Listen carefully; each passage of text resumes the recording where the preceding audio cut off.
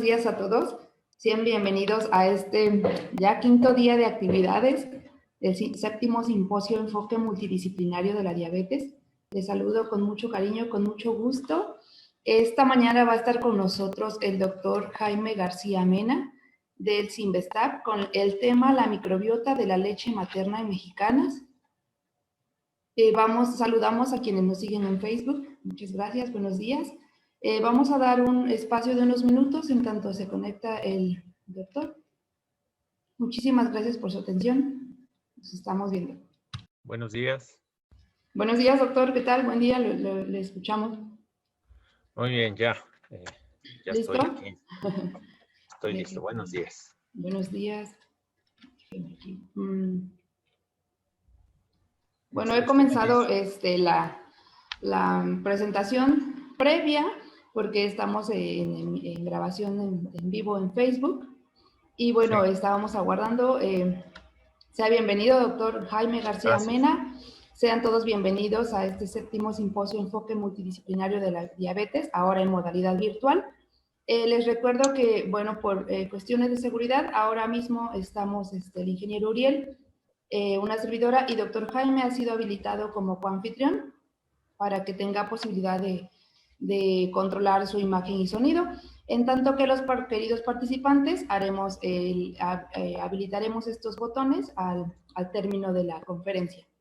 Entonces, si me permite, doctor, presentarle formalmente y damos inicio a este quinto día de labores.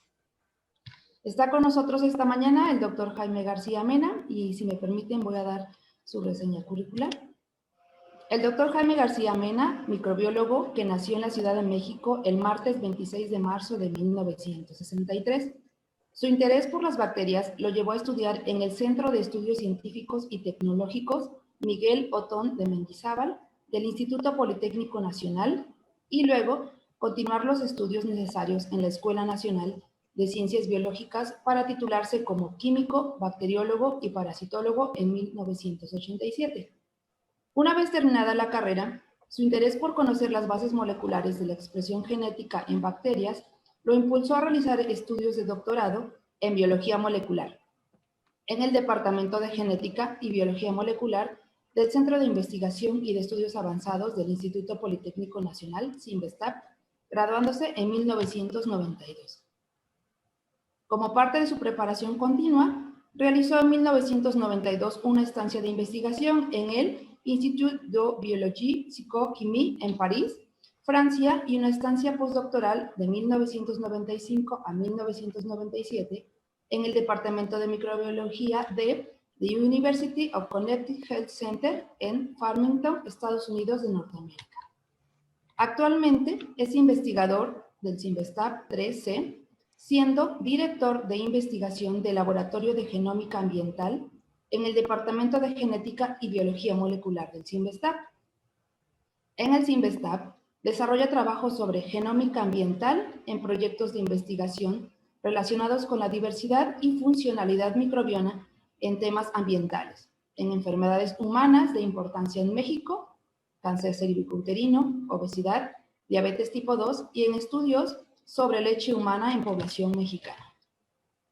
La trayectoria de investigación de García Mena ha sido reconocida por, en 1992, beca de investigación Ruth Helen de la International Union of Biochemistry. 2004, premio para jóvenes científicos concedido por el British Council México. 2010, Nature Travel Award.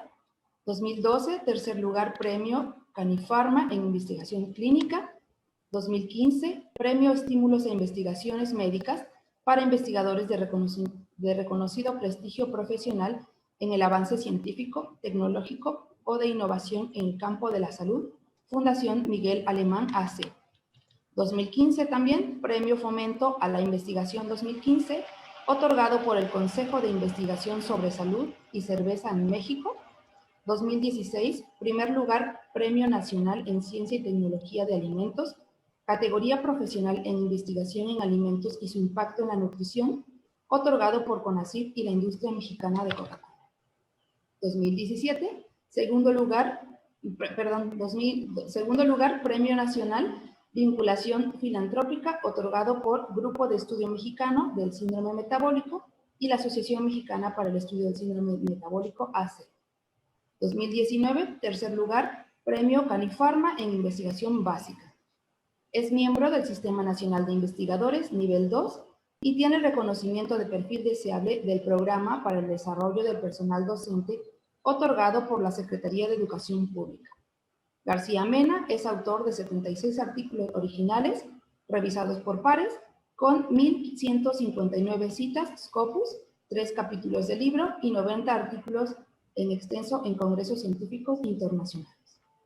En su actividad como profesor, García Mena ha dirigido 4 postdoctorantes, 14 tesis de doctorado y 34 tesis de maestría en el CIMBESTAB, así como 13 tesis de licenciatura en otras instituciones nacionales. Doctor Jaime García Mena, es un honor que esté con nosotros esta mañana. Le recibimos con mucho cariño y otorgo el micrófono en estos momentos, doctor. Muchas gracias y bienvenido. Bueno, buenos días por su generosa presentación. Solo le faltó a la doctora decir que también pago mis impuestos cada año. Bueno, muchas gracias por la invitación. Desafortunadamente no puede ser presencial. Ha sido muy agradable la experiencia que hemos tenido visitando la Universidad Veracruzana en Jalapa. Y el día de hoy voy a presentarles un tema que pues a mí me gusta bastante y que espero que pueda transmitirles a ustedes la perspectiva de investigación que realizamos en nuestro grupo de laboratorio. Procedo a compartir la pantalla y déjenme ver, cada vez este sistema es diferente. Esperemos que quisiera saber si lo pueden ver, si pueden ver una presentación que se debió de haber desplegado. Sí, doctor, lo tenemos en pantalla. Muchas gracias. Voy a reducir el tamaño de ocultar la vista y se supone que necesito activar mi cursor.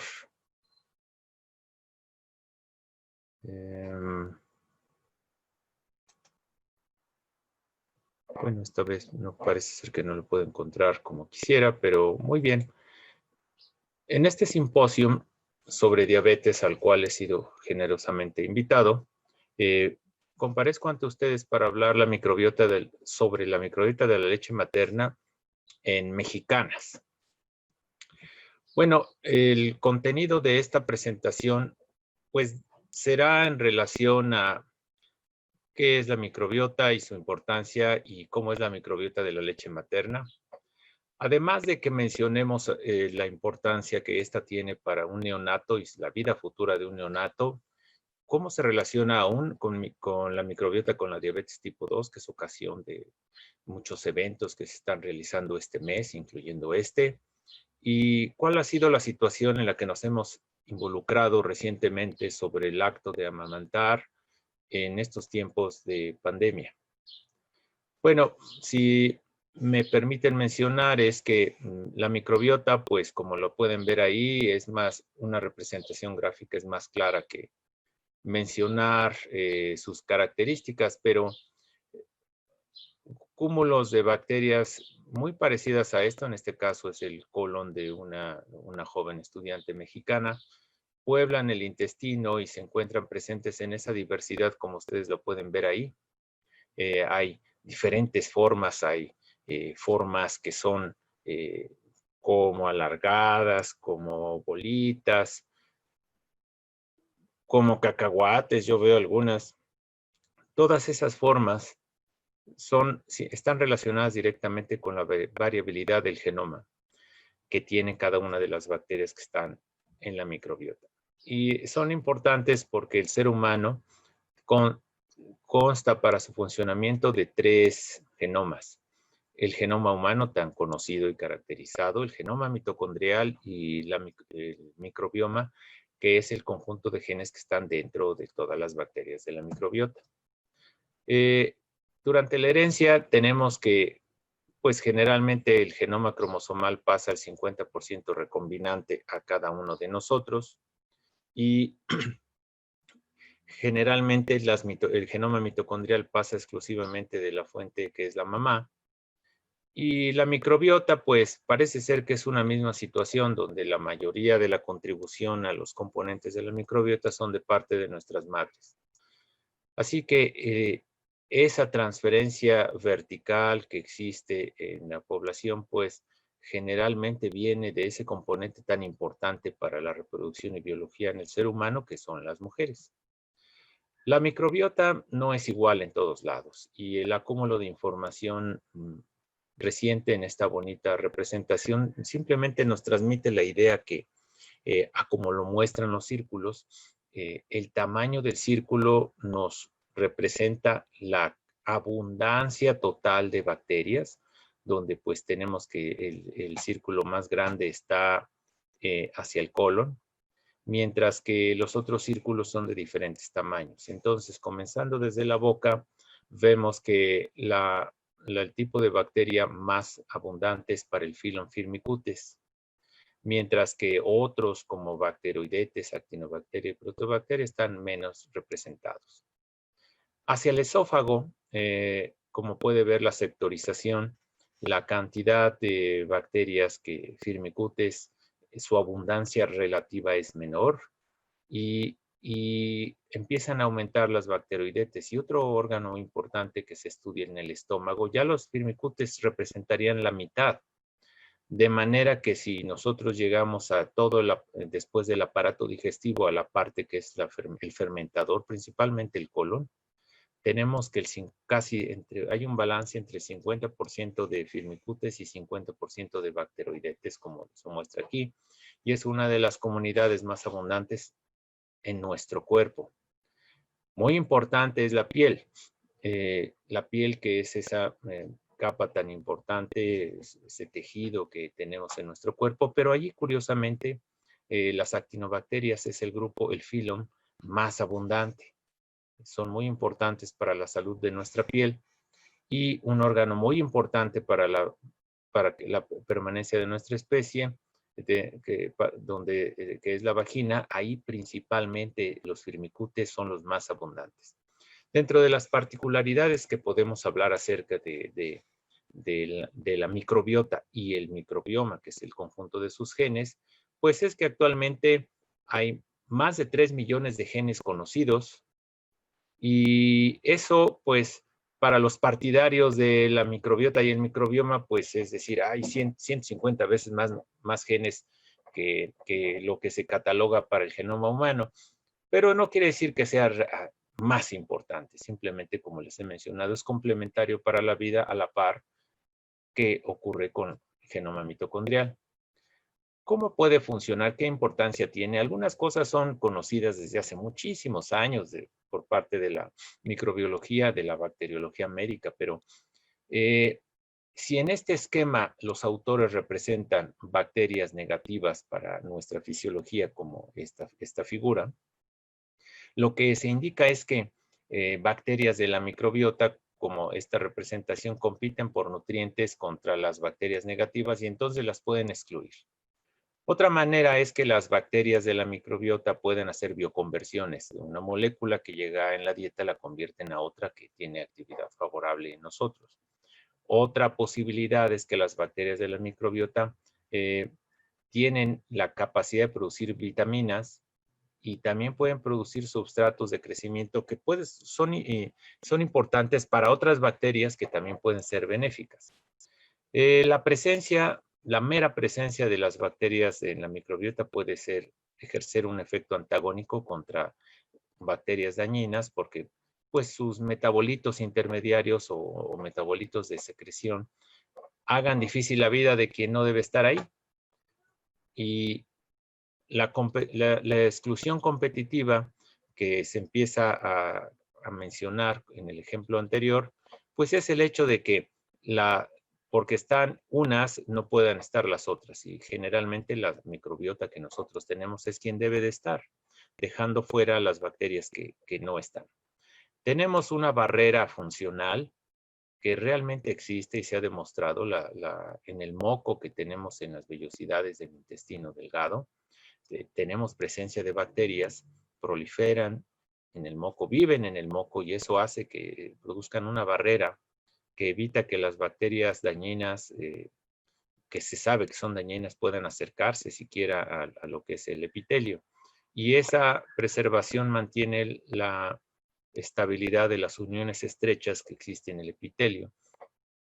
Adicionalmente, la presencia de las bacterias de la microbiota estimulan el sistema inmune, donde en este ejemplo se muestra esas proyecciones tan famosas que pueden hacer células dendríticas como la que se representa aquí, que puede reconocer qué bacteria está afuera, puede interaccionar con ellas, hasta pueden engullirlas si es necesario, pero a través de esa señalización puede estimular cascadas de células T y células B para hacer una respuesta inmune si es necesaria. Este es un asunto muy interesante, sobre todo en las situaciones actuales, donde mantener una microbiota sana, mantener una microbiota que nosotros normalmente tenemos, está estimulando el sistema inmune para que produzca una respuesta inmune, pero como los autores de esta representación con fundamento muestran, la bacteria que estimula la respuesta inmune no es la que la evocó,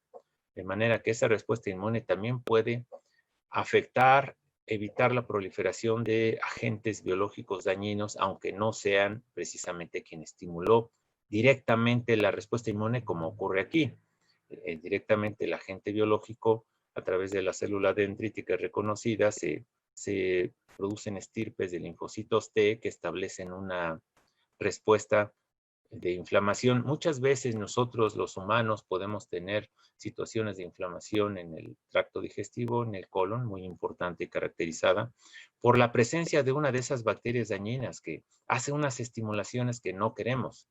Afortunadamente, si restablecemos nuestra microbiota, como los autores muestran aquí, pueden establecerse esas comunicaciones celulares que permiten que haya una regulación, un linfocito T regulatorio, ponga paz a esa respuesta exacerbada que causa inflamación en el colon. Por eso es importante que en este campo del conocimiento que entendamos esas funciones, al menos citadas aquí, que puede tener una microbiota y por cuál es importante para la vida. Adicionalmente, y esta es una imagen que me gusta mucho, además del concepto artístico, es el hecho de que cuando nosotros comemos, sobre todo cuando comemos esas verduras frutas son unas muy sabrosas, pero bueno, a mí nunca me han gustado las verduras y siguen sin gustarme. Pero lo beneficioso de eso es que esa fibra insoluble soluble, que puede llegar hasta el colon, que es un fermentador, esas partículas es transformada por las bacterias que existen en el colon, de manera que pueden producir 3 ácidos grasos, al menos 3 ácidos grasos que son importantes, como el butirato, el acetato y el propionato. No son los únicos que se producen, pero yo diría que hasta el momento son de los más caracterizados y al menos en la clínica he visto que el butirato tiene hasta utilidad antiinflamatoria y anticancerígena en muchas aplicaciones. También las bacterias, a partir de precursores que existen en la comida que tenemos, pueden producir polifenoles. Y esas polifenoles son moléculas importantísimas, como se ha descrito en muchos trabajos, porque permiten regular muchos procesos, en algunos casos reducir esta inflamación. Entonces, esa microbiota, los humanos nunca la hemos desdeñado, vivimos con ella y morimos con ella. Es parte de una relación muy importante que tenemos para la fisiología de nuestro organismo. Sí, se supone que tenemos que hablar de la microbiota de la leche. Bueno, aquí esto me permite introducir un aspecto muy interesante en relación a la mismísima microbiota. Cuando una mujer se embaraza, durante ese importante proceso, maravilloso proceso de establecimiento de un nuevo ser en su organismo, existen muchísimos cambios en el cuerpo que están descritos y muchas mujeres han vivido. Uno de ellos es el crecimiento de las mamas porque se preparan para producir leche. Aquí es uno de los temas más apasionantes que hemos encontrado y lo cual nos hemos dedicado recientemente, y es el hecho de que A diferencia aún hasta de lo que yo mismo me imaginé durante años, la leche materna no es estéril. Aún yo considerando que podía tomar leche de vaca y saber que la leche de vaca es un alimento vivo porque tiene bacterias, pues yo creía erróneamente que la leche materna era estéril, pero resulta que también tiene bacterias. Aquí lo interesante es establecer de dónde salieron esas bacterias que normalmente no están presentes en este órgano de la mujer. Bueno, existen varias teorías. Una de ellas es que durante el amamantamiento hay una inoculación retrógrada de la boca del bebé que mama hacia su madre y entonces las bacterias pasan y se establecen en los acinos, en las glándulas donde se produce la leche. Otra muy interesante es que las bacterias que están en el tracto digestivo son reclutadas por células dendríticas, como les mencioné anteriormente, y entonces son llevadas vía linfática o sanguínea, no está claramente establecido, hasta las mamas, y ahí son devueltas por parte de las células dendríticas para empezar a establecer la microbiota que existe. La vía enteromamaria, como se define, tiene sus fundamentos y sus pruebas, pero no podemos negar que también exista una inoculación retrógrada del parte del niño. Si es más, simplemente yo no veo por qué no pueda ser complementaria a los dos, y son dos de las maneras por las cuales se establece la microbiota en los acinos lactíferos que están descritos. Una de las cosas que me gusta a mí de la vía enteromamaria es el hecho de que una mujer, a través de su dieta, a través del aire que aspira, sensa cuáles son las bacterias que están en el ambiente, qué bacterias son aerotransportadas, qué bacterias existen en los alimentos, y recordemos que un nuevo ser crece en ella, y ese nuevo ser debe prepararse para el ambiente que lo va a rodear al momento de su nacimiento. Entonces, me parecería congruente que la misma madre hace otro regalo de amor a un bebé dándole un perfil bacteriano que esté acorde con el ambiente donde va a vivir ese nuevo ser en su nacimiento, y tan pronto nace, lo inocula el tracto digestivo del bebé por medio de la leche y el aporte de bacterias que le tiene que dar, entre otras cosas. Es importante también recordar que la leche materna no nada más aporta bacterias, factores de crecimiento, hormonas, anticuerpos, otras tantas moléculas importantísimas para el desarrollo inmediato del nuevo ser fuera del cuerpo femenino. A este respecto, este año nosotros hemos publicado un trabajo en Mexicanas. Parece ser que es uno de los primeros que están al alcance, al menos en lo que uno puede buscar, acerca de la microbiota que se asocia con la colonización temprana en un neonato. Y eso está hecho en nuestra población. Entonces, para eso se tomó un hospital donde hay más de 1000 nacimientos al mes, cerca de la Ciudad de México, en uno de los municipios de Ecatepec, donde se reclutaron mujeres participantes que quisieron participar y firmando su consentimiento informado, y entonces proveyeron de las primeras secreciones justo antes de que amamantaran a su bebé recién nacido, y también colectamos la primera evacuación del bebé, y bueno, eso se transportó al laboratorio. En lo que concierne a la microbiota, nosotros lo que hicimos fue extraer los ácidos nucleicos, y después de eso, en todos esos ácidos nucleicos de las bacterias, existe una huella genética que sería el gen 16S ribosomal.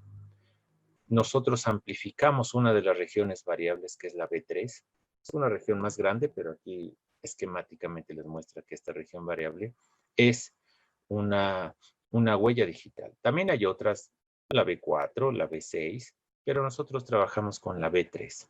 Esto permite distinguir. Es como tomar una foto instantánea como la que ven aquí, y con fundamento a su genoma poder saber al menos a qué género pertenece cada una de estas bacterias, o en general qué grupos bacterianos están presentes ahí a nivel de filum. Esta es la tabla de datos de las muestras que colectamos, donde, por ejemplo, quisiera ir a través de esos datos, pues, porque son de interés. La edad materna era cerca de 22 años. En ese caso, eran mujeres que habían nacido en el Estado de México principalmente. La mayoría de esas mujeres tenían el duro trabajo de trabajar en casa y pues generalmente tenían en los porcentajes que se muestran aquí, algunas podían haber llegado, alcanzado un estudio al menos de la preparatoria. Y en este caso nosotros tenemos que la mayoría de ellas ya habían tenido más de un bebé y en esta muestra que tuvimos podemos apreciar que la mayoría de ellas, 2/3, parieron vía vaginal. Como es un hospital, al momento de este estudio, en el año en que se realizó, las condiciones que se tenían en ese hospital es que generalmente las mujeres llegan porque nada más van a parir y salen casi siempre al otro día del hospital, a menos de que hayan sufrido de una cesárea. Pero esta cesárea no fue una cesárea de elección, sino fue una cesárea de emergencia, lo cual hace una gran diferencia entre las cesáreas de elección y de emergencia en relación a las comunidades microbianas que se establecen en leche, porque la cesárea, si bien se tuvo que realizar, fue por emergencia y entonces el cuerpo de la madre ya estaba preparado para parir, solo que ocurrió una complicación. A diferencia de otros grupos de datos que se analizan donde se hace cesárea, pero el cuerpo de la madre no está preparado, no ha entrado al trabajo de parto, que conlleva que se produzcan muchos cambios fisiológicos en la madre, incluyendo en la leche. Ahora, nosotros tenemos que la edad de los neonatos era menos de 3 días el 91% de ellos. Y a lo más que llegamos a muestrar fueron neonatos que tuvieran de 4 a 6 por la situación que habían tenido que estar en el hospital todavía por la maniobra de cesárea.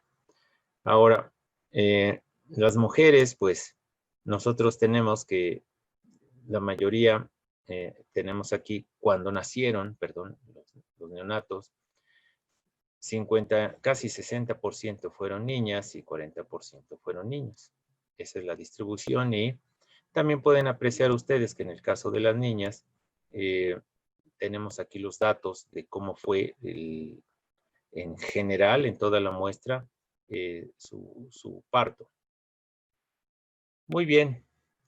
Lo importante que quisiera resaltar de aquí es que el 91% de los neonatos tenían menos de 3 días de haber nacido. Eso es importante señalarlo porque lo único que habían comido era leche de su mamá y su exposición al ambiente había sido limitada, es decir, que tuvieran el aporte de alguna otra bacteria, pues es más limitado. Ahora, ¿qué ocurre cuando exploramos las comunidades microbianas en los términos que les he comentado? Bueno, este es el perfil de todas las mamás que muestreamos, donde la mayoría de ellos muestra que las proteobacterias son las más abundantes en las muestras de leche. Para la toma de la muestra de leche, el personal médico se acercó a la madre, sanitizaron las mamas y tomaron la muestra. Y es un procedimiento pues casi rutinario para tomar una muestra de leche materna. Ahora, el perfil que observan ustedes en el copro en las primeras evacuaciones del niño, en el meconio, quiero que lo comparen con lo que le dio la leche. Lo que puede evacuar un neonato, casi es lo que ha comido de su mamá. O sea, su mamá le dio, en términos de bacterias, le dio este perfil de bacterias y el bebé en su copro tiene este perfil. Hay una modificación de los valores, pero aún así, como lo indica aquí, las proteobacterias que la mamá le proporcionaba seguían siendo más abundantes en las primeras evacuaciones de los niños, donde podemos ver que los firmicutes, no hay una gran diferencia entre lo que le dan la leche y lo que se establece en el bebé, pero se empieza a ver un perfil que se va a parecer a lo que va a contener un niño que tenga más tiempo, a pesar de que siga comiendo exclusivamente la leche materna. Y dentro de estas muestras, les muestro de este lado que a nivel de familia, las proteobacterias, que son las más abundantes, en este caso, están en las comunidades bacterianas, y la diferencia entre la leche y el copro está representado aquí. Mientras que este es el filum, aquí nosotros les mostramos las familias. Y proteobacterias incluyen todas estas familias. Enterobacterias, Enterobacteriaceae, Pseudomonadaceae, que son importantes, pero generalmente han sido importantes porque causan infecciones. Pero la mamá las provee. Al menos podemos detectar DNA presente allí. Esta no es una técnica que pruebe que las bacterias están vivas. Pero lo que sí sabemos es que hay una huella de DNA que indican que están presentes en la leche materna, y además que hay una huella de DNA que indican que de ahí pasaron al tracto digestivo del neonato. Pero también hay estafilococos, ruminococcus, lamnospiraceae, hay clostridiaceae, hay otras bacterias que también generalmente la bacteriología médica nos las ha mostrado como bacterias patógenas. Pero déjenme decirles que también hay bifidobacterias, como se indica aquí, que son muy importantes para el desarrollo de la respuesta regulatorio de la respuesta inmune del bebé. Por eso es que es deseable tener a las bacterias. Es deseable tener a las bacterias. Muy bien, vamos a continuar. En este conocimiento se hace un análisis muy particular en el cual yo les ofrezco aquí el copro natal y la leche humana. En esto, lo que nosotros tenemos es que el estudio muestra bacterias a nivel de género en particular, donde por significancia estadística al alcance de los datos sólida se tenga que están más abundantes en algunas de las muestras. Por ejemplo, aquí nosotros tenemos del lado izquierdo, el número negativo es la representación gráfica, no quiere decir que sean negativamente abundantes. Que en la leche humana que provee la madre, por ejemplo, 3 géneros importantes que son Staphylococcus, Pseudomonas y Acinetobacter, por citar algunos, son muy abundantes, la mamá se los provee, pero ¿cómo si hasta los 3 hay publicaciones y documentación que causan infecciones intrahospitalarias? Bueno, pues son muy abundantes en la leche que provee la mamá. En el caso del copro del niño, del neonato, nosotros tenemos que muy abundante, tenemos la familia Pseudomonadaceae, Bifidobacterium, como es favorable, como se espera, porque empiezan a tener beneficios a la salud, pero tenemos Clostridium y Bacteroides y Enterobacterias. Entonces, ¿qué significa eso? O sea, la madre provee de bacterias que son, algunas se conocen como que son patógenas en muchos casos. Algo que tengo que comentar es que tanto en la leche humana como en el neonato, todas las bacterias están, solamente que en el caso de la leche humana, estas tienen una mayor abundancia con significancia estadística, y en el caso, contrastando estas dos, en el neonato son estas bacterias. Pero persiste mi comentario. ¿Cómo es posible, a nuestro entendimiento, que la leche humana, con la que es amamantado el bebé, cuyo sistema inmune, pues uno acaba de llegar a este mundo, ¿sí? No sabe ni lo que le espera, y recibe un alimento donde hay bacterias que se conocen que son patógenas? Bueno, precisamente eso es parte del tema que nos tiene ocupados, porque al igual que otros científicos pensamos que estas bacterias las provee la madre al bebé, pero no van en un modo que sean infectivos, que puedan causar daño al bebé, sino que van de alguna manera en una versión que podría interpretarse, si no como una vacuna, sí como bacterias que van en una versión que no pueden proliferar y dañar al bebé, pero sí pueden estimular a su sistema inmune.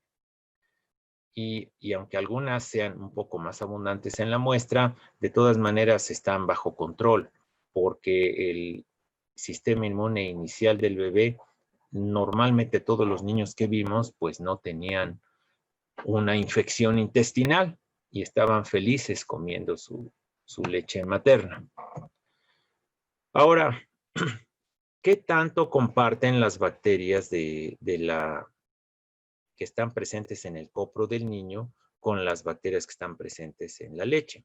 Esta gráfica, esta sectorización, en esta les quiero mostrar que en este gráfico casi 68% de las bacterias que están en la leche son de la leche y un 32%, de acuerdo a este manejo de datos, tienen un origen que no sabemos cuál podría ser. Pues ese otro origen puede ser que cuando pasan por el canal vaginal de la madre se inocula uno favorablemente con bacterias que están en el colon o en otras partes del cuerpo.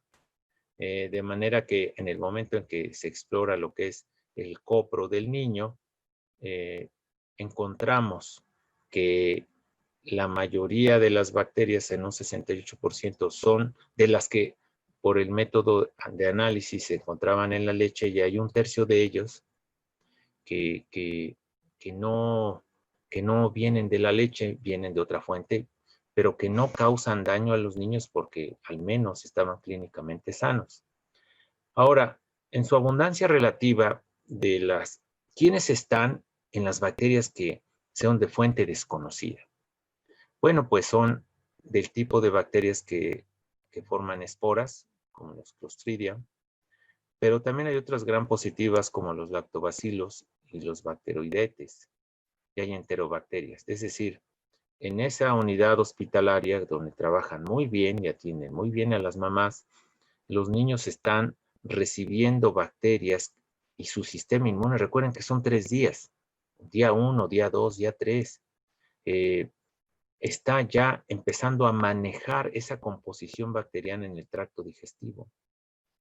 Y esas bacterias, si bien en el grupo de no sabemos de dónde salieron, el que sean clostridiales aquí y aquí también, y bacteroidales aquí y aquí, no significa que sean exactamente las mismas bacterias, pero son de otra fuente desconocida que nosotros atribuimos a que es el ambiente donde se desarrolla el parto, y cuando están en piso, las mamás pues están interaccionando ya con el ambiente en general.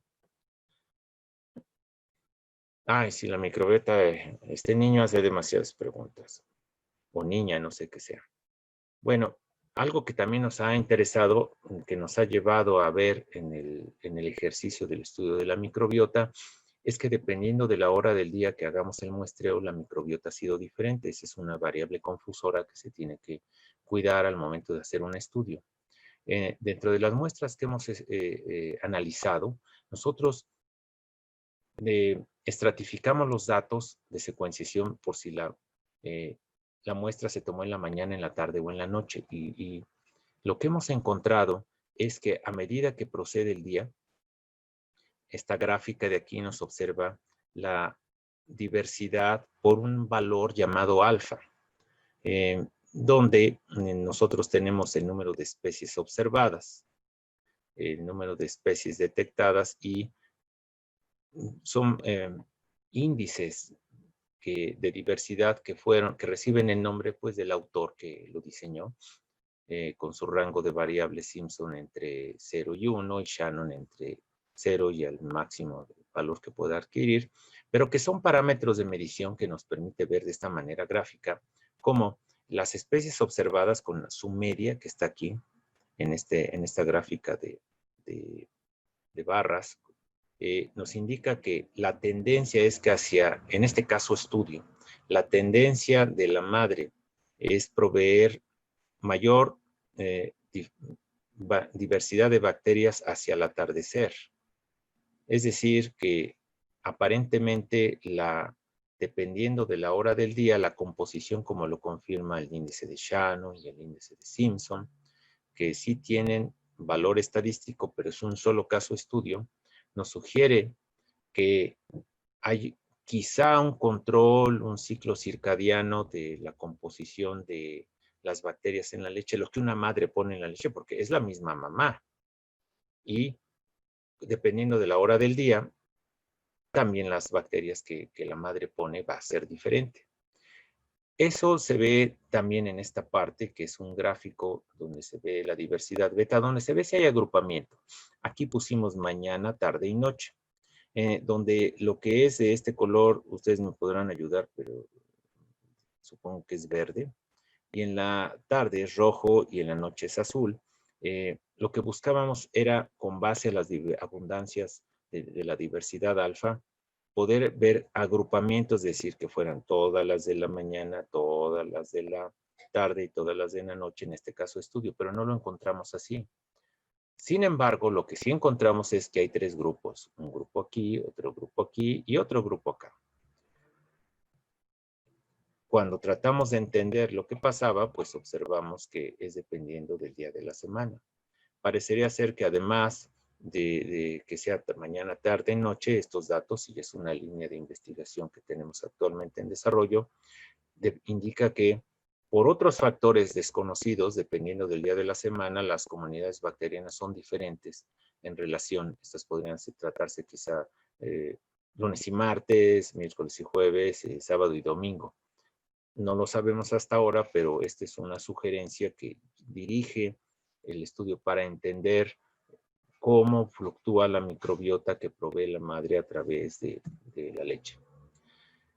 Volviendo al tema del tipo de análisis, donde con mayor rigurosidad tratamos de encontrar qué bacterias, qué especies, géneros son más abundantes con significancia estadística, nosotros observamos que todas estas bacterias están presentes en la leche, pero entre la mañana y la noche, que se analizó mañana, tarde y noche, pero las diferencias se encontraron entre mañana y noche, nosotros tenemos que lactobacillus y de la familia Pseudomonacardiaceae, por citar bacterias que son célebres, el género Labris no es muy conocido, hay que empezar a estudiar qué es esa bacteria y qué hace.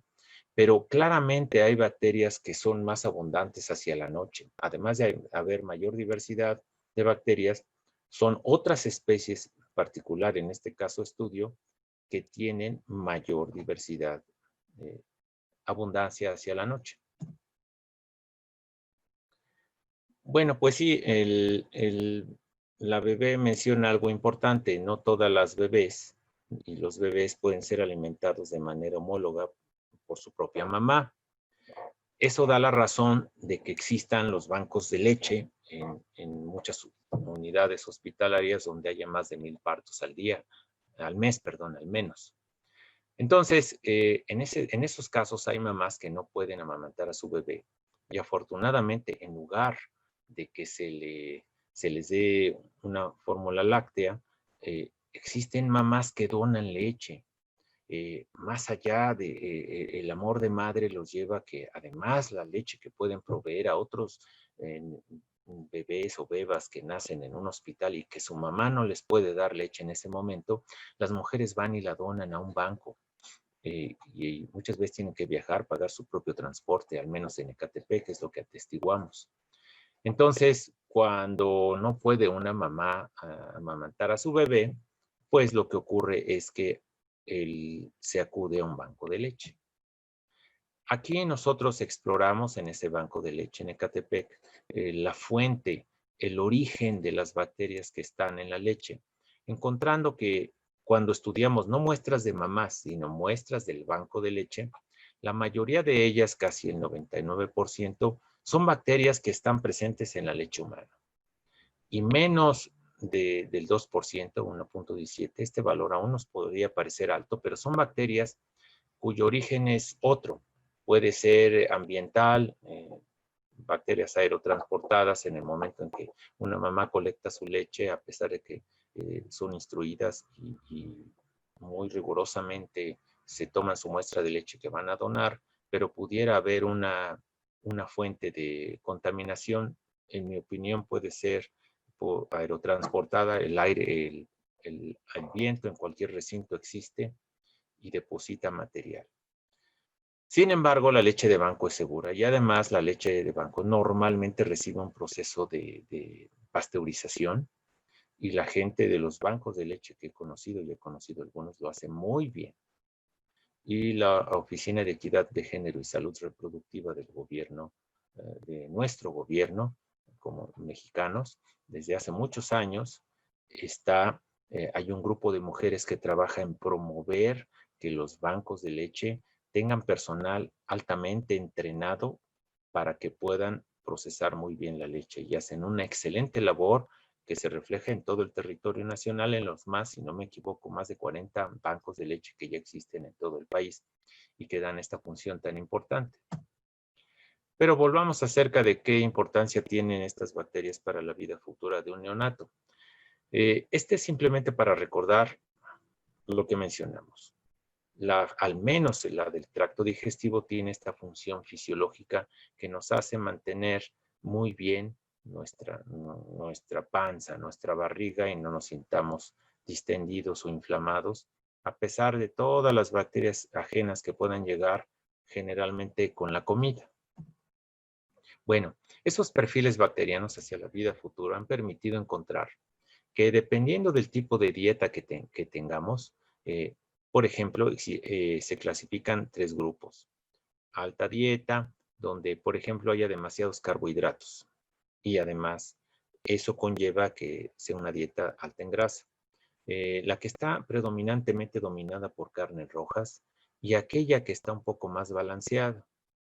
Entonces, lo que yo quiero que vean aquí es que la microbiota del tracto digestivo en estudios más generales, cuando ya se conjuntan datos de muchos países y grupos entre los que se aporta nuestro trabajo, hay perfiles donde dependiendo de lo que comamos, nosotros tenemos directamente influencia sobre la microbiota que se establece en grupos de este estilo. Y además, eso conlleva a qué tipo de moléculas pueden generar esa microbiota que tienen directamente función. Por ejemplo, nada más piensen, citocinas de cierto tipo, lipopolisacáridos, ácidos grasos de cadena larga. En algunos casos se relacionan con inflamación y en algunos casos, en una dieta así, contra efectos de este tipo. Ahora, una dieta altamente en grasa, pues se asocia con estos grupos en carne, perdón, se asocia con estos grupos bacterianos como los que se mencionan aquí.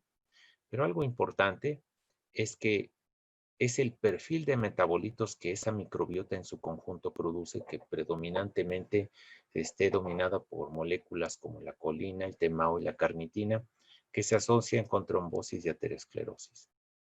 Y además, también hablemos de que hay dietas un poco más balanceadas, donde, como la dieta mediterránea es uno de ellos, donde ese tipo de fibras solubles y vegetales predominen y se tienen perfiles en general. No se puede hablar de que una dieta va a generar esto, porque recuerden que nuestro organismo funciona con 3 genomas y también el genoma cromosomal determina cómo se seleccionan las bacterias en el tracto, pero eso haría que hubiera un balance feliz de ácidos grasos de cadena corta que tienen efectos antiinflamatorios y efectos de antiansiedad. Entonces, de esta manera, generalmente el trabajo de muchos grupos de investigación en el mundo ha tratado de entender y asociar, pero yo llamo su atención al hecho de que si nosotros cuidamos lo que comemos, tenemos influencia directa sobre el tipo de bacterias que proliferan en nuestro tracto digestivo y en las moléculas que se producen. También quiero decir que no nada más el efecto es sobre el sistema nervioso central, como se menciona aquí, sino que hay efectos en todos los órganos. Es un efecto sistémico de los metabolitos que pueden producir las bacterias y que se absorben a través del colon. Pero también tengo que decir que la microbiota es muy importante, es un tema muy apasionante, pero no explica todas las enfermedades del ser humano, porque recuerden que genomas Tenemos 3. Dentro de las bacterias más famosas que les puedo mencionar, en este caso, la diabetes, que es un tema muy importante para este evento, pues hay géneros como Bifidobacterium, Bacteroides, Fecalibacterium, Akkermansia y Roseburia, que se asocian negativamente con la diabetes. Es decir, siempre es bueno tener más de estas bacterias. Y quienes se asocian positivamente con la diabetes tipo 2 son Ruminococcus, Fusobacterium y Blautia. En muchos estudios, como los detallados en esta revisión, se empieza a ver un perfil de bacterias, nombres de bacterias que ya aparecen dentro de los alimentos. Yo diría que hacia en el futuro tendría que etiquetarse un alimento como cuidado. Este alimento produce alta proliferación de Ruminococcus, por ejemplo. Ahora, si abundamos sobre la microbiota de la diabetes tipo 2 brevemente, solamente les quiero compartir este otro trabajo publicado también este año en enero, en el año de la pandemia, donde nosotros estudiamos la microbiota de personas que padecen diabetes, en mexicanos también. En lugar de tener círculos, nosotros tenemos barras donde se muestra la abundancia relativa, o sea, de quién hay más, de cuál hay menos. Y en los controles adultos pareados, les puedo decir que tenemos en rojo los bacteroidetes y en verde los firmicutes, con esos porcentajes 33, 62 más o menos. Y otras bacterias que aportan también. Pero a nivel de filum, a nivel global, que es lo que hacen, lo que muestran muchos datos de secuenciación, les muestro este perfil de fases, de ser un control, estar en prediabetes, padecer diabetes y no haber tomado ningún medicamento, porque fueron individuos que detectamos en el momento del estudio, no sabían que tenían diabetes. Como la diabetes no duele, pues uno no se da cuenta que la padece. Y personas que tenían diabetes tipo 2 tomando metformina, personas que padecen diabetes tipo 2 y ya toman polifarmacia, y personas que además de la polifarmacia ya toman insulina. En nuestros datos, en población mexicana, a diferencia de lo que al momento de escritura del artículo, se decía que la metformina causaba cambios en la microbiota, de manera que de este control se pasaba a esto por tomar metformina, o sea que se reducían los firmicutes y aumentaban los bacteroidetes en la enfermedad, en el padecimiento de la diabetes. Nuestra contribución importante y que quisiera hacer notar es que en el momento en que nosotros caracterizamos personas en prediabetes y personas que padecían diabetes pero no estaban medicados, nosotros ya observamos que la cantidad de firmicutes va disminuyendo. Yo considero que la metformina, que es vía oral, seguramente debe de tener algún efecto sobre disminución en la abundancia de firmicutes y proliferación de bacteroidetes en el tracto digestivo, pero también tenemos fundamento para pensar que ya en el cambio fisiológico que ocurre y que los especialistas en diabetes pueden entender muchísimo mejor que yo, ya existen situaciones donde se está favoreciendo que los firmicutes van disminuyendo y los bacteroidetes aumentan, pero alguna clase de bacteroidetes que tiene metabolitos que deben de empezar a contribuir al desarrollo de la diabetes tipo 2, porque la microbiota tampoco explica toda la diabetes tipo 2, pero yo creo que como, como una parte importante para el alivio de los síntomas, la mejoría del padecimiento de muchas personas, puede ser de utilidad, un buen blanco. Entonces, en las personas que padecen diabetes y tenían más de 3 años en este estudio con metformina, pues entonces vemos que disminuyen. Pero lo interesante es que cuando se controla la diabetes a través de la polifarmacia, donde vimos que no les muestro esos datos clínicos, pero como lo que vemos es que aumentó la cantidad de firmicutes y disminuyó la cantidad de bacteroidetes, de manera que estos dos perfiles se parecen un poco más a los controles, aunque estas personas no tienen glucosa realmente abajo de 100, están controlados. Sin embargo, es llamativo el hecho de que un alivio en la sintomatología conduce a que se restablezcan, al menos a nivel de firma, esos valores, lo cual sugiere que hay una contribución importante también de la microbiota al padecimiento que es la diabetes. Las bacterias hacen algo más. Simplemente piensen cómo asociar una bacteria con riesgo de accidente cardiovascular pues está muy demostrado ya en población humana. En el tipo de análisis del cual ya les he hablado, nosotros tenemos los controles en rojo. Todas estas bacterias están presentes en todos los grupos, pero aquí les mostramos dónde están más abundantes, con el significado estadístico. Yo me quiero centrar aquí a la prediabetes y la diabetes. A los quienes padecen diabetes, pero no habían tomado medicamento en ese momento, fueron referidos de inmediato a atención médica.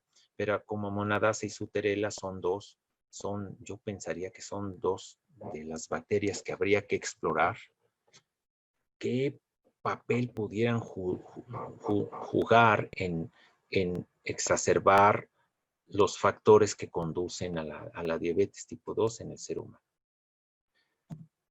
Ahora, simplemente con esto les quiero decir que esa relación de la microbiota con enfermedades, como brevemente lo hicimos notar, pues es real, pero también es importante la interacción del organismo, nuestro organismo con el medio ambiente y además con la carga genética que portamos, porque hay factores genéticos cromosomales en población mexicana que están relacionados a estos genes, variantes polimórficas, y también existen factores ambientales, sedentarismo y cosas del estilo de vida que pueden contribuir a la par que los factores genéticos heredados, a la par que la variabilidad de la expresión genética que existe a lo largo de nuestra vida por metilación de nuestros ácidos nucleicos y acetilación de las histonas que definen la epigénesis, pueden causar que existan, contribuir fuertemente en conjunto para la diabetes,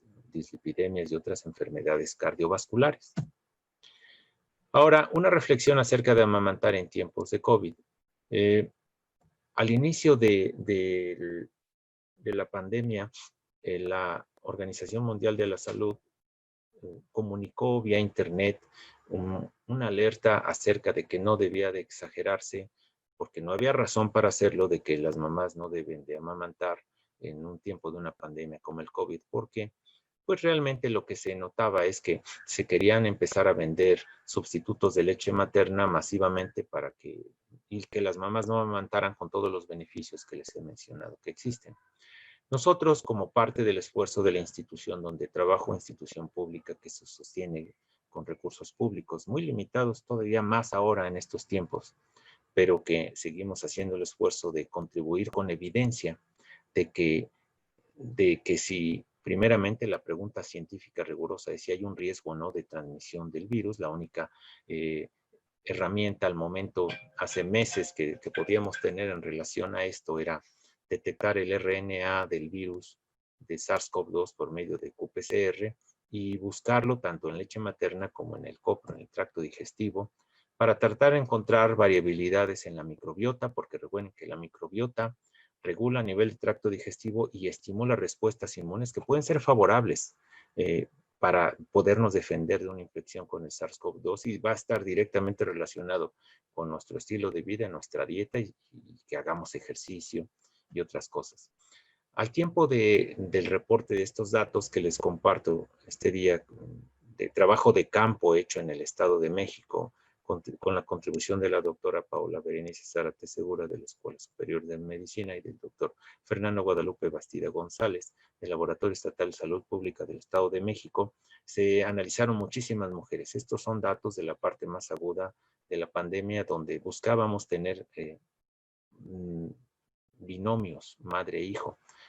La tabla está incompleta porque había mucha mortalidad, pero en este momento tenemos datos que todavía no acabamos de curar o procesar para presentar, pero en ese tiempo quiero que por favor presten atención a los binomios que les muestro aquí, donde tenemos detección o no del RNA del SARS-CoV-2 en hisopado materno, en la leche materna o en el hisopado del niño, del neonato. Bueno, positivo, en este caso nosotros teníamos 14 binomios completos, donde no se desacompletó por alguna fatalidad, y 3 de 14 binomios se encontraba presente al momento del estudio, o sea, casi dentro de la primera semana menos, eran muestras tomadas como las muestras de la microbiota, la mujer pare y a lo mejor tiene que quedarse internada o el niño también, pero en ese momento se tomaba el muestreo. La mamá positiva, desafortunadamente en la leche no teníamos el reporte del neonato positivo, esto no podemos saber, pero felizmente tenemos evidencia de que había mamás que eran positivas al RNA del SARS-CoV-2 detectado por PCR, leches positivas pero neonatos negativos. Y entonces eso abre, si se completan con más datos, la evidencia fundamental, y ya he visto en otros trabajos excelentes hechos, como en el Instituto Nacional de Perinatología, donde se muestra cómo todo parece ser que no hay razón para pensar que una mamá pueda transmitir la COVID-19 a su bebé por amamantamiento, pero que hay unos detalles que comentar. La herramienta de elección generalmente que se tiene es el RT-PCR, la prueba oficial, donde se detecta el genoma del virus, que es RNA. Eso no quiere decir que en la leche haya presencia, como les muestro aquí, de viriones infectivos. Es muy diferente. También ya se ha demostrado que la leche materna tiene anticuerpos que pueden ser capaces de unir los viriones del SARS-CoV-2. Y nosotros en este momento, con apoyo de Comexit, de la Cancillería del Gobierno Federal, estamos tratando de completar este estudio, donde al momento les puedo comentar que, como en otros lados, en otras poblaciones del mundo y en otros grupos de investigación en México, se demuestra que no hay razón para pensar que una mamá puede transmitir la COVID-19. Ahora, yo lo que creo, si me preguntan y me regreso a esta imagen, es que al igual que ocurre con las bacterias patógenas que una madre pudiera dar, si una madre transmite virus, como está demostrado los anticuerpos neutralizantes, una madre podría transmitir, si ocurre, podría haber, en los casos donde hay presencia de virus en la leche y el bebé no se infecta, aún con un sistema inmune que está empezando a reconocer su ambiente y su entorno general, es que estos viriones pueden estar en una forma inactivadas, quizá por anticuerpos de la madre, de manera que al igual que las bacterias no causan infección en el bebé, mas sin embargo pueden estimular una respuesta inmune. Nosotros pensamos que por esta razón es seguro que una mamá amamante a su bebé, y si tuviera sintomatología, con supervisión médica, por supuesto, evaluación de cómo está la mamá en ese momento, aún si pudiera decir la mamá padece COVID-19, pero el beneficio que recibe su bebé al ser amamantado es muchísimo mayor que cualquier otro riesgo. Yo, con los datos y la experiencia que hemos adquirido hasta el momento, pensaría que una madre podría transmitir COVID-19 a su hijo, pues si le transmite viriones por otra vía, digamos una vía aérea, un estornudo en el niño. Pero si una mamá tiene el cuidado de amamantar a su bebé, aunque uno no lo sabe, uno no sabe ni siquiera si es portador o no, de portador sano, y pudiera transmitir a su bebé, si lo está amamantando es mejor, porque le está dando anticuerpos para defender al bebé de esa enfermedad. Eso sería todo en mi intervención esta mañana. Muchísimas gracias por escucharme, muchísimas gracias por invitarme, y en esas coordenadas que ya quitaron, pues estoy a sus órdenes en caso de cualquier necesidad. Y voy a dejar de compartir la pantalla tan pronto pueda. Muchísimas gracias, doctor, por tan nutrida y amena participación. De verdad, le aplaudo, le mando un abrazo con mucho cariño. Muy bien. Y bueno, Sí, voy a pedirle, por favor, a Uriel si habilita el micrófono y el chat para que si tienen preguntas para el profesor. Bueno, aquí ya aplaude Marcos. Tania también le manda. ¿Ya está habilitado el chat, doctora? Perfecto, gracias. Participantes. No sé si hay algo en Facebook. Y ya están habilitados para que se habiliten los micrófonos también. Perfecto, gracias.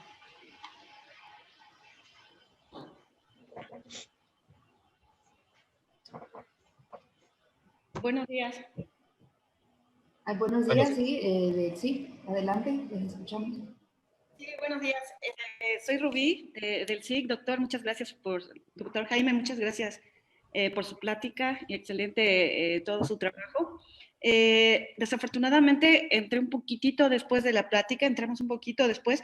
Solo una pregunta, doctor. Las mujeres que usted analizó para comparar la microbiota de la leche materna con el copro de los bebés al tercer día posparto, las mujeres tenían, digamos, hablando nutrimentalmente, o su estado de nutrición, basados en el IMC. ¿Cómo fue, tenía este dato, si eran mujeres, digamos, de peso normal, con sobrepeso, con obesidad, o sea, o alguna enfermedad, o digamos, alguna enfermedad metabólica que hayan tenido, o algo que, o solamente fueron aleatoriamente, digamos, embarazadas y ya, o sea, que acababan de parir, o sea, ¿tuvieron algunas características este grupo para ser seleccionado? Gracias, excelente pregunta. Mire, las madres que se presentaban al hospital de Ecatepec, tomamos una muestra aleatoria, no fueron seleccionadas por algún perfil, no teníamos conocimiento de comorbilidades declaradas en un formato que llenan las mamás al momento de su ingreso. Y no notamos, y al menos en la exploración de los datos, de la base de datos que se tiene acerca de lo que declaran las madres, no se reportan comorbilidades. En el caso de, era difícil poder, intentamos medir muchos más datos antropométricos, pero al momento que teníamos oportunidad de tomar las medidas, era el momento en que la madre ya casi estaba por salir. Nosotros abordábamos a la familia, no a la mamá, al padre y la madre, de manera que pudiéramos tener el consentimiento para tomar las muestras, pero generalmente estaban en trámites de salida, lo cual hizo completamente difícil poder recolectar todos los datos y no pudimos tenerlos completos. Pero no detectamos ninguna comorbilidad en las madres y al menos el personal médico colaborativo con nosotros no nos reportó que existieran. Eran aparentemente sanas. Ok, muchas gracias, doctor. Gracias por su pregunta.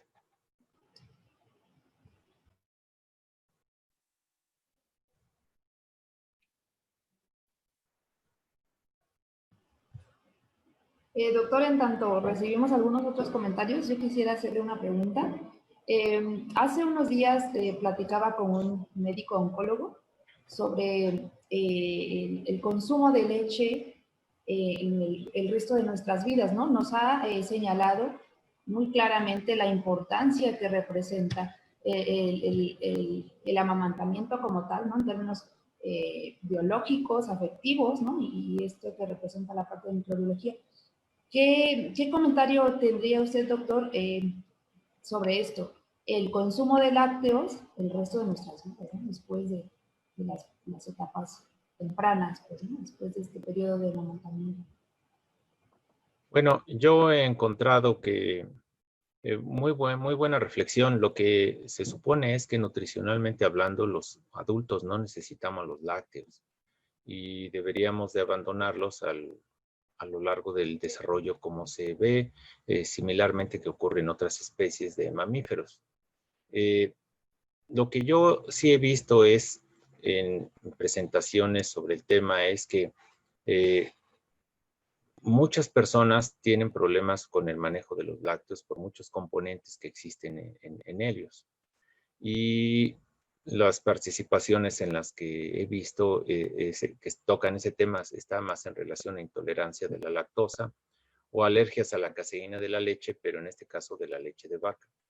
Y quizá, bueno, pues eso está en relación a que nuestro organismo debería de consumir otros alimentos y no basar tanto nuestra nutrición en leche, que entiendo que en México es uno de los países que más lácteos consume en todo el mundo. Perfecto, doctor, muchas gracias. Pregunta Perla Esmeralda. ¿Cree que si los muestreos se hicieran a distintos grupos sociales y económicos habría diferencias relevantes? Ejemplo, comunidades indígenas y comunidades urbanas. Es otra excelente pregunta. La respuesta es que más allá de que crea la demostración, acabamos de ver un artículo en una comunidad indígena en Guatemala donde el perfil bacteriológico que se detecta en las leches de esas madres es completamente diferente al de las madres de una zona urbana como la que nosotros muestreamos. Yo coincido con esa reflexión. El ambiente general, como lo mencioné al inicio de esta presentación, lo que hace es determinar qué tipo de bacterias ingresan al cuerpo de la madre, ya sea por alimentos, por el aire que ventila al respirar, hay bacterias aerotransportadas, por otro tipo de fuentes. Y eso va a dar al tracto digestivo, que es un órgano inmunológico el más grande que tenemos luego de que casi involuciona el timo.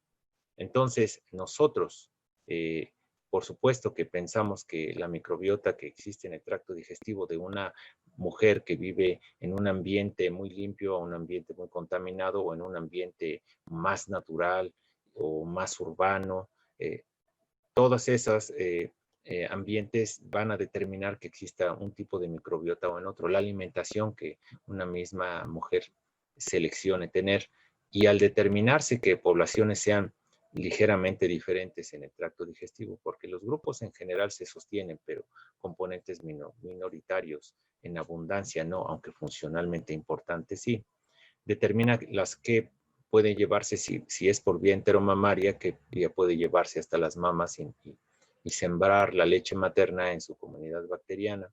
O aún así, en el ambiente alrededor, durante el acto de amamantamiento, qué tipo de bacterias puede el bebé poner en su mamá al momento de succionar la leche. De manera que sí, si se hicieran en distintos grupos socioeconómicos y sociales, considero que la microbiota va a ser diferente.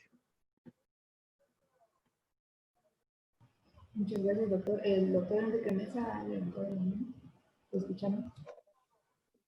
Hola, ¿qué tal, doctor? Pues muchas gracias por su presentación, bastante interesante, y sobre todo felicitar a usted y a su equipo de trabajo por esta labor, ¿no? Sobre todo en COVID, que estar ahí trabajando con personas infectadas y todo eso, pues aparte del riesgo que implica, pues obviamente, pues el esfuerzo que realizan para generar conocimiento, ¿no? En beneficio de la población. Entonces, pues muchas felicidades.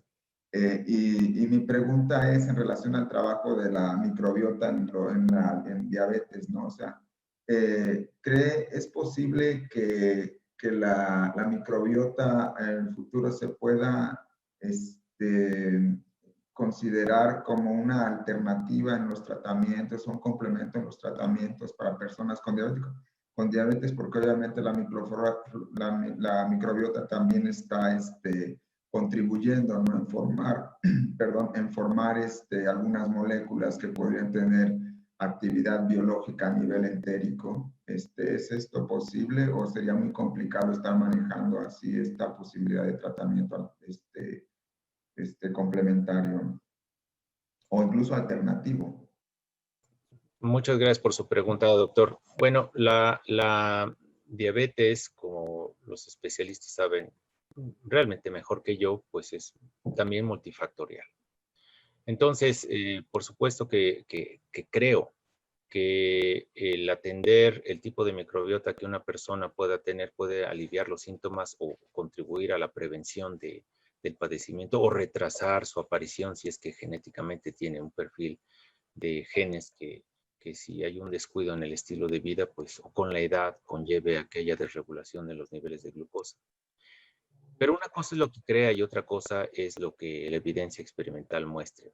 Yo creo que ante la abrumadora evidencia de muchas enfermedades, una de las cosas que me ha impresionado mucho es el riesgo cardiovascular y su asociación directa con un tipo de bacterias que hace que se pueda producir la molécula TMAO. Entonces, no creo que pudiera ser disparatado pensar que hay un perfil de bacterias, o una o dos, como nosotros detectamos dos diferentes grupos en prediabetes y ya en diabetes y en medicamento.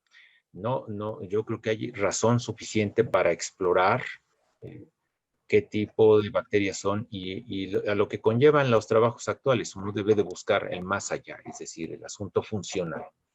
Hay mucha caracterización de comunidades bacterianas, pero ahora estamos en una fase donde hay que saber qué hacen estas bacterias y el aporte de muchos científicos notables que hay en nuestro país, y en otros lados del mundo también, pero en nuestro país hay muchas personas que tienen la capacidad de estudiar ese tipo de asociaciones. Yo creo que próximamente debe de contribuir a ese conocimiento y además el uso de alimentos funcionales. ¿Por qué razón? Pues porque afortunadamente pienso que cuando uno come dietas que no sean extremas en los ingredientes, uno promueve que haya un balance de bacterias en nuestro organismo y eso conlleva a, como se reporta en muchas publicaciones, porque hay una gran diversidad de publicaciones.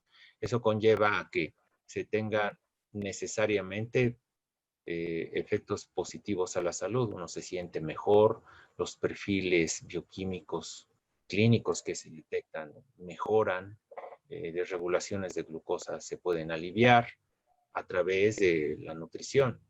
Entonces, pues yo estoy convencido que hay razones nacionales, en nuestro grupo, en otros grupos y naciones, hay datos experimentales internacionales que apoyan que ese es el camino a seguir. Pero también pienso que no todo es, por supuesto, la microbiota.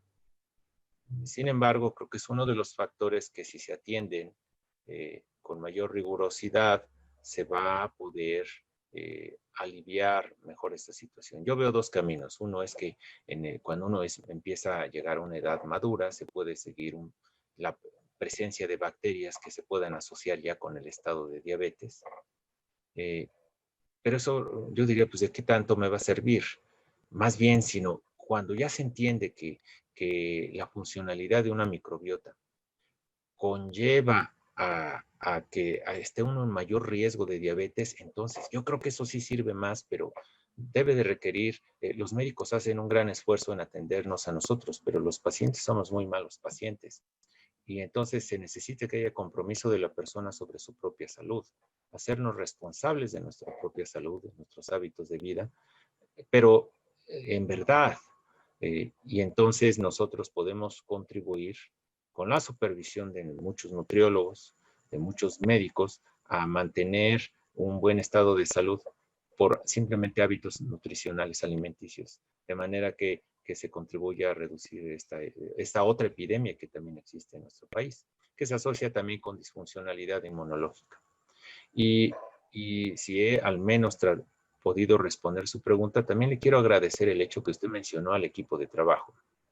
En este día me ven a mí, ¿no?, presentando un tema, pero afortunadamente he contado con personal institucional, colaboradores en otras instituciones y estudiantes que gracias a todos ellos y a su compromiso se pueden realizar trabajos de este tipo, del cual nos sentimos muy orgullosos porque estamos devolviendo a la ciudadanía, quien paga impuestos, el conocimiento que es útil para la ciudadanía.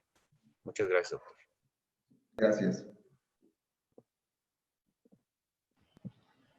Tenemos otro comentario en el chat de Zaira Colorado y nos comenta: usted mencionaba que cuando se está embarazada el cuerpo comienza a prepararse y los senos comienzan a crecer y prepararse para la producción de leche.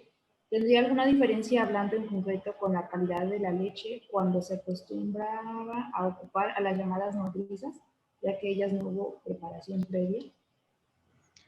Bueno, ese es un tema muy interesante para mí porque, mire, en realidad, cuando se hablan de nodrizas, no sé en qué estado fisiológico realmente estén, pero si yo, al alcance de la fisiología humana que yo conozco, pues, si una madre produce leche es porque su cuerpo está preparado para hacerlo.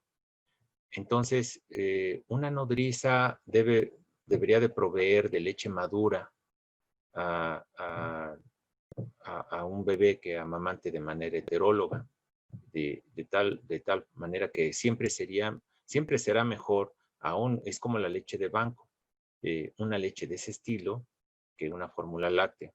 Aunque también debo de decir que las fórmulas lácteas son muy valiosas, son muy buenos instrumentos a los cuales se tienen acceso en hospitales, personal médico, que han permitido salvar vidas, que han permitido hacer un buen manejo de un recién nacido cuando ni siquiera hay leche de banco para poder ser administrada a un bebé. Y muchas empresas tienen responsabilidad social y están completamente comprometidas a elaborar mejores sucedáneos, pero jamás podrán sustituir a la leche materna. Entonces, pues sí, ese en cierto modo me era un misterio a mí también decir, una nodriza, yo entiendo que es una madre que produce leche y considero que a lo mejor tiene un bebé en ese momento también, o recientemente ya su bebé creció y tiene leche, pero realmente sobre esa, yo creo que es hasta en muchos lados ser una profesión de ser nodriza, no tengo más datos. Muchas gracias. En el chat. Muchas gracias. Muy bien, doctor, pues nuevamente muchas gracias por estar con nosotros y compartirnos. Si me permite, voy a compartir.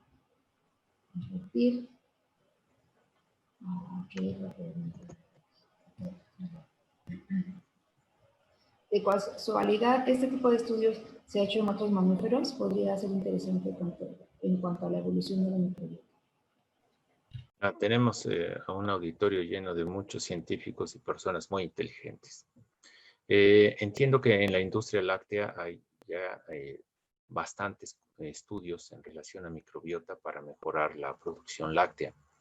Muchos de esos estudios son estudios no muy publicitados porque conllevan muchos momentos hasta tener que proteger el conocimiento, por eso no se disemina tanto. Pero no me sorprendería que haya tantos estudios de eso que no conozcamos, pero la ciencia tiene que aportarle el estudio de la microbiota, empresas que surgen y desarrollan ciencia en relación a la microbiota en muchas otras especies para mayor rendimiento de carne, para que produzca más leche, para que tengan un mejor desempeño las yeguas que se usan en el polo, para no nada más en otros mamíferos, sino también en microbiota en otro tipo de producción, como la vid, también se está estudiando muchísimo porque se ha encontrado que es una de las maneras en las que se puede contribuir también al desarrollo de organismos, por ejemplo, tener mejores vacas productoras de carne sin necesidad de darles tantas hormonas, son cosas que se podrían aprovechar por el uso del entendimiento del manejo de la microbiota.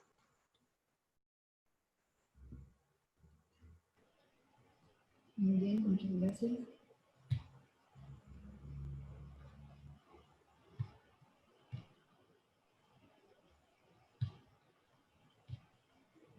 Aparece en pantalla, ¿verdad?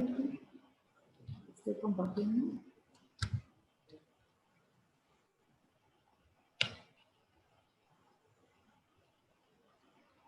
Y bueno, hacemos entrega de su reconocimiento, que dice de la siguiente manera: la Universidad Veracruzana, a través del Instituto de Investigaciones Biológicas, otorga el presente reconocimiento al Dr. Jaime García Mena por la conferencia magistral La microbiota de la leche materna mexicanas, presentada en el 7º Simposio Enfoque Multidisciplinario de la Diabetes, LIS de Veracruz, Arte, Ciencia, Luz, Jalapa, Veracruz, México, 13 de noviembre de 2020. Firma el maestro en Ciencias Álvaro González Cristian, director del Instituto de Investigaciones Biológicas, y una servidora, coordinadora de...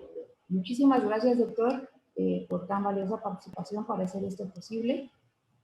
Y bueno, nos vemos pronto. Le envío un abrazo fraterno y muchas gracias, querida audiencia. Les recuerdo que esta tarde va a estar con nosotros el doctor José Enrique Mesa Alvarado, del Centro de Investigaciones Biomédicas de la Universidad Veracruzana, con el tema Importancia de la cronobiología en el tratamiento de la diabetes. Nos esperamos esta tarde a las 5. Y bueno, ha sido un gusto, un placer tenerlo entre nosotros, doctor Jaime. Gracias a usted y a su equipo. Y nos vemos pronto. Hasta luego. A todos. Hasta luego.